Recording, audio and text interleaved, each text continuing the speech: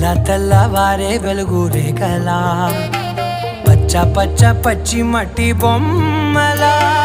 అల్లి బిల్లి వెన్న పాల నురగలా అచ్చ తెలుగు ఇంటి పూల కొమ్మలా దేవదేవుడే పంపగా ఇలా దేవతే మా ఇంట అడుగే పెట్టెనంట బ్రహ్మ కళ్ళలో కాంతులే